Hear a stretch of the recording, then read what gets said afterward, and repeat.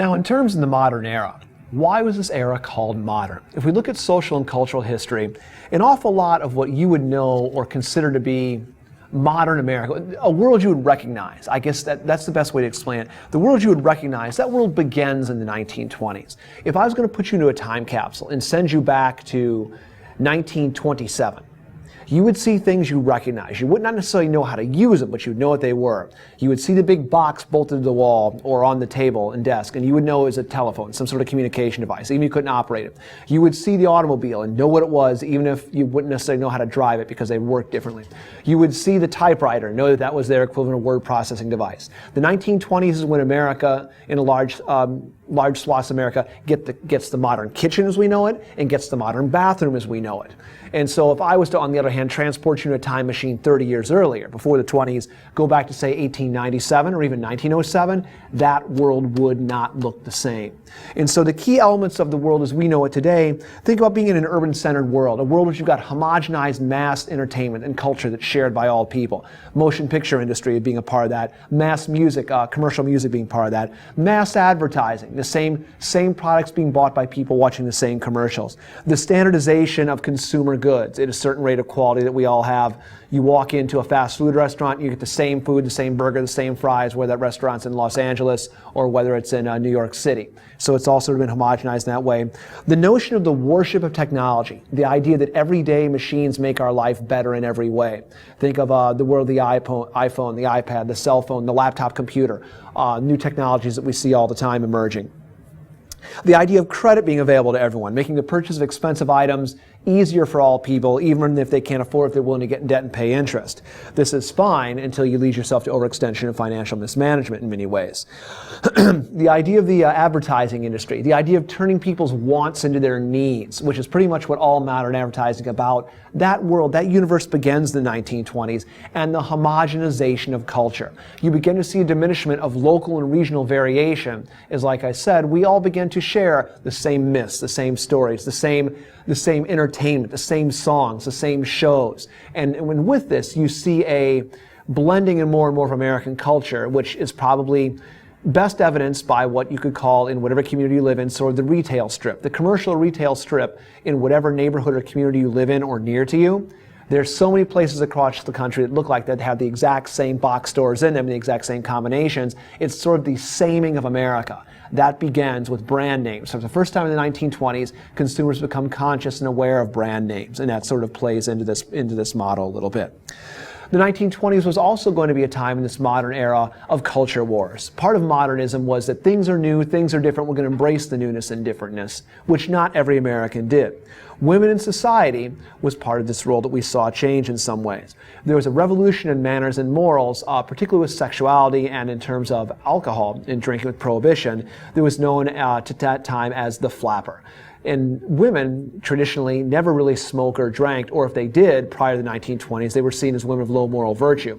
With the alcohol prohibition, underground bar culture, the speakeasy culture that comes out of that, it was something that everyone did. And so now women as well entered into this world. In terms of the workforce, women enter into clerical and entry-level positions in this white-collar world, that we'd seen this trend taking off since even the turn of the century. Women are in this more and more. They're still largely subservient to men in many ways, but they're in this new economy, this new workforce, and even in factory America, industrial America as well in many ways. In terms of prohibition, this was one of the big dividing lines at the time.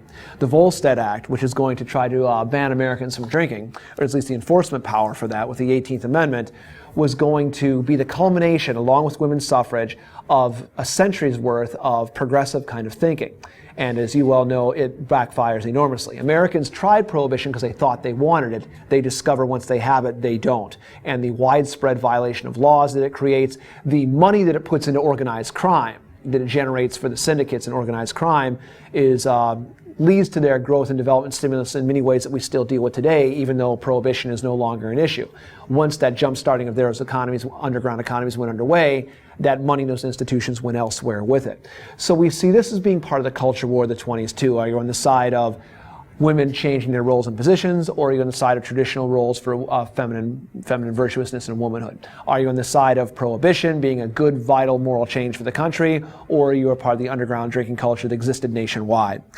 In many ways, this is the 1920s being an era of consumerism and materialism was an era of an artistic outpouring as well. The so-called lost generation, writers such as F. Scott Fitzgerald, Langston Hughes, Ernest Hemingway, T.S. Eliot. We see the writers of this period who were alienated from their own society. They said to go from a nation that was idealistic, that wanted to, in the progressive era, change and improve society and improve the lot of humanity, to then go to a nation in the 1920s, which was business, go, go, go, go, go, make a lot of money, get my products, I'm going to get mine, and whoever dies with the most toys wins.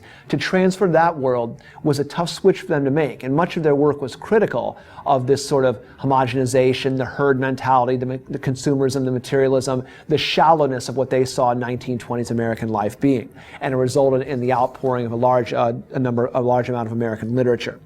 In the 1920s, a key subset of this was then the Harlem Renaissance. African Americans don't make great gains in the 1920s. Harlem Renaissance culturally is your one exception here in terms of being part of the jazz age and the acceptance of certain elements of African American culture for entertainment purposes.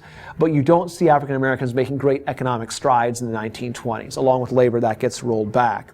Modernism versus fundamentalism, in many ways, urban areas lead the ways in this process. Pockets of rural America got left behind. Cities, of course, had a strong attraction in the 1920s. You had high wages there compared to the countryside. You had more independence, less deadening work. And as a result, people left urban America, or left rural America for urban America in large numbers. Those who stayed behind said that city life and this urban life and this flapper life and this, the speakeasy, the life against prohibition, they said that this was wrong. They said that virtuous, God-fearing life came from rural life. Virtuous, clean living, God-fearing lifestyles a byproduct of rural life, not from science, technology, and urban ways. The biggest clash along these lines would have been the Scopes monkey trial, in which you saw the teaching of evolution in public schools being challenged by William Jennings Bryan against Clarence Darrow for the defense. You see here Americans in many ways turning to fundamentalism in the form of fundamental survival preachers like Billy Sunday, like Amy Semple McPherson, whose main element was to provide answers in a changing world. This was a common theme also of the Second and First Great Awakenings. Faith provided answers for people in a world where it seemed that everything was changing and there was no set foundational morality, where you had flapper style. You had women doing things they hadn't done before and people saw it. You had people violating law and prohibition and we saw it. You had immigrants in the nation and we saw it. And it was seen through turning back to God and turning back to Scripture and turning back to fundamentalist religion. Evangelical fundamentalist religion was an answer for many Americans, particularly in rural areas. And let's talk more about those rural areas for a moment. 1920 is in many ways a pivot year. It's the first year that more Americans live in cities, areas of 2,500 or above, than in rural areas, and we've never gone back since. The entire first 200 years or so, 240 years from the colonial era on, we'd always been primarily living in agricultural regions, or as an agricultural society, small housing, small settlements.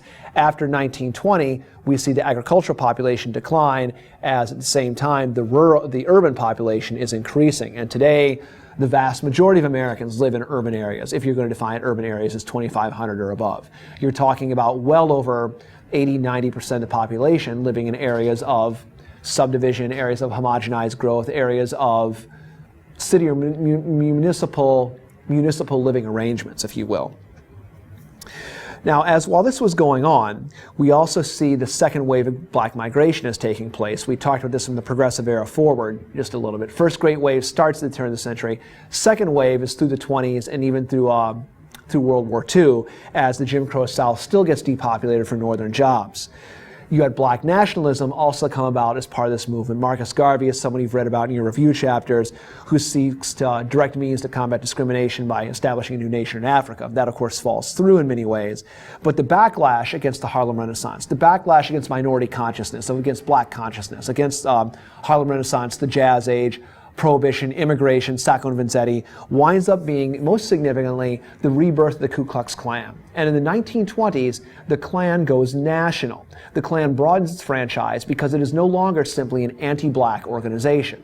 The Klan is anti-Catholic, it's anti-Jew, it's anti-immigrant, it's anti-Bolshevik, it's anti-communist.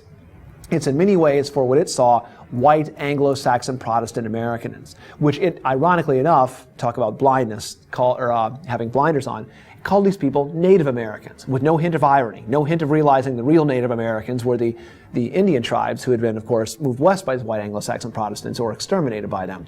But they refer to themselves as the Native Americans, the true pioneer stock Americans. And what they were doing was trying to push for, in the South and Midwest, a regeneration of political activism to reestablish, in a lowercase populist sense, reestablish rule for plain-speaking Americans. To this end, the Walter McCarran Immigration Act, restrictive immigration policies, came in, setting the immigration quotas in 1921 and 1924, set at first 3% and then 2% of immigration rates from what they were prior to the 1880s, 1890s. Remember 1880s and 1890s? The first great wave of American immigration, immigrants mostly from Southern and Western Europe, or immigrants mostly from Southern and Eastern Europe during that time period. Setting immigration quotas for a percentage on immigration prior to that era means that immigration is going to start coming once again from Northern and Western Europe, predominantly Protestant, predominantly English, Scotch-Irish, French, Scandinavian, the people who were of the like background of the old stock Americans in so many ways.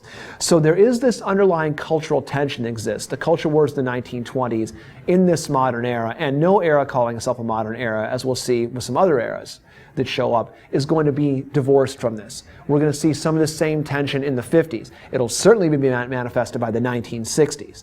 And the culture wars of the 1980s and 1990s, it keeps coming back on this cyclical process. And so that's where, as a history student, you want to try to make connections and tie history together. Is an underlying theme: when do you in your studies see cultural wars? When do you in your studies see religious revivals? When do you in your studies see times of societal improvement, like a progressive era, like a Second Great Awakening, like an era of reform? When do you see times of self-interest and economic laissez-faire, a reaction, a counter-reaction against this, like the Gilded Age, like the Roaring Twenties, where you see the model being economic prosperity and minimal government intervention? And those are some of the connections you want to make as you go forward. But the 1920s, the modern era, also goes, as I'm sure you know, by the name of the Roaring Twenties. Well, the roar of the Roaring Twenties is going to lead to the dirty 30s, because that which goes up must come down. And our next lesson will discuss the Great Crash and the end of this era of prosperity.